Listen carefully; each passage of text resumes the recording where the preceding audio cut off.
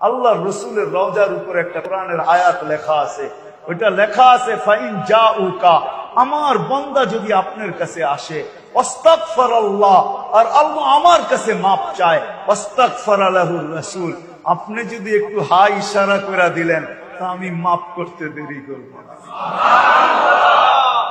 ওয়াস্তাগফারা লাহুর রাসূল লাওয়াজাদুল্লাহ তাওয়াবার রহিম। আমাকে তো এই আয়াত পাগল বানায় ফেলে, যখনই যাই যতবার গেছি এই আয়াত পাগল বানায় ফেলছে, যে আসলাম তো বটে, লেখা তো আছে, মাপ চাওয়ার জন্যই তো আসছি, আমার পক্ষে হাত করলেন না, আমার বিরুদ্ধে হাত করলেন। কি বললেন? আল্লাহকে কি হা বইলা দিলেন যে হা মাপ চাইতেছে, মাফ করে দেন? কারণ আল্লাহ তো শর্ত লাগাইছে, ফাস্তাগফিরাল্লাহ ওয়াস্তাগফারা লাহুর রাসূল লাওয়াজাদুল্লাহ তাওয়াবার রহিমা।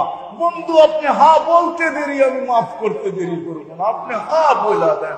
এইখানে যে আসে, যখনই আমি যাই ওই আয়াত দেখি তো ভিতর থেকে পাগল হয়ে যাই, হা বলবে না না বলবে, চোখে পানি চলে আসে যে ইয়া রাসূলুল্লাহ একটু হা বইলা দেন, আমার জিন্দেগি মনে যাবে, একটু হা বইলা দেন, আমি কিন্তু মাপ চাইতে আসছি।